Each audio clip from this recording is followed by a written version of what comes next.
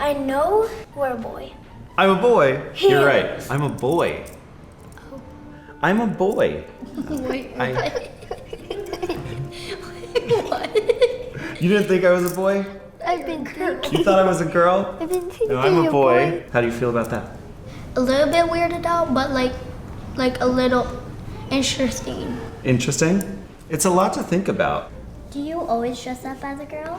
Not always, only when I'm performing. I usually live most of my life in jeans and a t-shirt and a backwards ball cap. That's really cool. So you're gay? I am. Good question. Did you curl your eyelashes? I did. I use an eyelash curler. But yeah, your previous question, I am gay. I came out of the closet when I was 21 years old. What's coming out of the closet means? Coming out of the closet means when you tell everybody that you're gay. It's something that gay people have to do. Do you have to be gay to do drag? No, anybody can do drag. Drag is for anybody and everybody who wants to put on a fun costume and get up on stage and entertain people. Everybody should try drag at least once. It's really fun. Even kids? Yeah, there's actually quite a few kids that are starting to do drag. Do dogs do drag? Do dogs do drag? I mean, they can. You can dress a dog up in a dress and take them on stage with you. Now, we've seen Drag Queen Storytime rolled out, not just in the US, but right here in Australia. But the latest thing is what they're calling family-friendly drag shows. Yes, parents enthusiastically taking their kids along to watch performances that are often suggestive, sexually explicit, and frankly, the sort of content no child should be exposed to. You are such an awesome mom for bringing your kid out to a family-friendly drag show, ladies and gentlemen.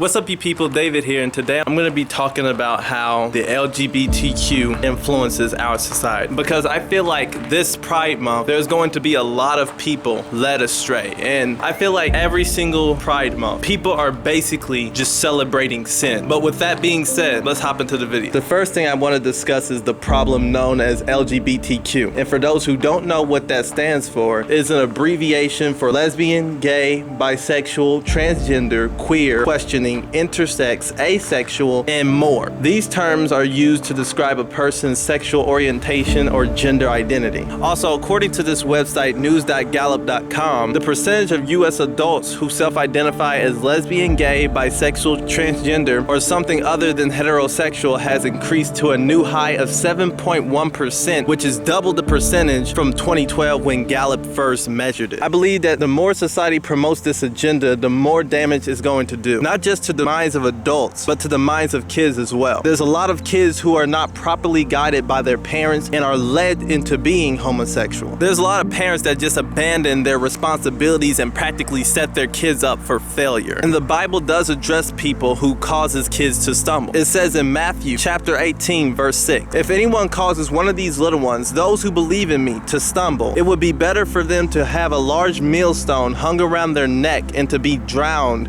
in the depths of the sea. Which means those with childlike trust in God or those who are little kids should be treated kindly and with proper guidance. If anyone causes harm and leads them astray and causes them to sin, those actions will not go unnoticed or unpunished. I was curious of the age people realized they were homosexual and came across an article on Pride.com titled, "At what age did you realize you were gay?" A 2017 study done by the Avon Longitudinal Study of Parents and Children found that children as early as 3.5 years old exhibited behaviors that correlated with their sexual identity later in life. As children, there's been times where we put on female clothes before and played with girl toys out of curiosity, just like putting pennies in our mouths and just doing random things. I don't believe that has any correlation to our sexual interest in the future, but I believe what makes a child homosexual is a lack of guidance, correction, and control. A lot of people allow their desires to rule over them when that's not the best thing to guide you. The heart is very deceptive in many ways. We've all had some abnormal desires, especially in our sinful flesh, but one thing we should exercise is self-control. But another statement within this same article says, the Sexuality Information Education Council of the United States surveyed college students asking when they first began to understand their identity. Of the college students they surveyed, 26% of self-identified gay and bisexual college students became aware of their sexual preference in college, 48% in high school. With self-identified gay and bisexual men, 20% knew in junior high school and 17% knew in grade school. With women, 6% knew in junior high school and 11% knew in grade school. The next part of this article is actually the poor parenting I'm referring to, when parents or guardians are more concerned with keeping a child happy than healthy. Some people need to realize that the reality of who you are is not based on your feelings. We need to realize our feelings doesn't identify us. This next part of this passage says, while a 3-year-old doesn't fully understand what being gay means, even the aunt admitted that he could change his mind in the future. A family allowing their son to fearlessly be whoever he wants to be from such an early age can be monumental in his formative years. If children were given the space to boldly try on different hats or dresses to explore their identities with the love and support of family from the get-go, the years of inner turmoil and self-loathing many LGBTQ people experience could disappear. If the 3-year-old is happy, what's the harm in letting him be whoever he wants to be? It's clear more and more people are starting to become adventurous when it comes to their sexuality. Mainstream media has been promoting the idea that being non-heterosexual is normal and should be accepted among the rest of society. Just as a lot of people normalize porn because so many people have watched it in their life. Porn in itself does damage to the mind, causing many perversions of sex and the way people view each other. It even says in 1 John chapter 2 verse 16, for everything in the world, the lust of the flesh, the lust of the eyes, and the pride of life comes not from the Father, but from the world. There's many diversions of sex and we strayed away from the original way because we wanted to give in to our desires. If people were actually born attracted to the same sex, that enables zoophilia, pedophilia, tunaphilia, objectophilia, and furries. If these sexual attractions are abnormal, shouldn't homosexuality be abnormal as well? I believe that anyone who embraces or is struggling with these abnormal attractions should seek professional help. There's a lot of professed Christians that support homosexuality because they have friends and family who are homosexuals. There's many people that have made others feel like if you don't accept their homosexuality, then you hate them. So many people enable sin and become manipulated into thinking loving someone is accepting unacceptable behavior, which the Bible does address this in Isaiah chapter 5 verse 20. Woe to those who call evil good and good evil, who put darkness for light and light for darkness, who put bitter for sweet and sweet for bitter. The world is becoming so twisted. Even in the world of psychology, homosexuality is not seen as abnormal or as a mental illness. Currently, 21 states has banned conversion therapy, and for those who don't know what conversion therapy is the practice of attempting to cause a non-heterosexual person to become heterosexual by using psychoanalysis, behavior modifications, spiritual counseling, and many other methods. To be honest, I don't see it as converting, I see it as reverting, because it's a choice to be homosexual, and it's not something that someone is born as. I admit it's hard to fight off sinful urges. It's not easy to just stop sinning regardless of the sin, but the more we surround ourselves around godly people and limit anything that could trigger something within us causing us to sin, it could help us manage sinful behavior. We should try to control urges and desires by redirecting our focus on God and His purpose for our life. We all have our battle, but with God we can overcome anything. It says in John chapter 16 verse 33, I have told you these things so that in me you may have peace. In this world you will have trouble, but take heart, I have overcome the world. I really hope this message helps somebody out there. And to be honest, this has been a hard week for me. Actually, this has been so far a hard month for me. Feeling isolated, feeling alone, giving into sin. But none of that's gonna stop me from continuing to follow my path that God has laid out for me. And none of that's gonna stop me from being godly. I know for a lot of us out there, times get hard. And I'm so happy to have people that love me. I know there's somebody that loves us out there. You wanna surround yourself and talk to people who are gonna tell you the truth to help you. You don't wanna surround yourself with a bunch of enablers, which is why anybody I talk to, I wanna say thank you. For people who's helped me, for people who's texted me, for people who's told me they love me and helped and encouraged me, I wanna say thank you. And the people know who I'm talking to. It really does help me to hear encouragement, to be told that I inspire you. There's not many that do that. I may talk to like 1 or 2 people that made me feel meaningful. I wanna say I love you all. God bless you all. Bye.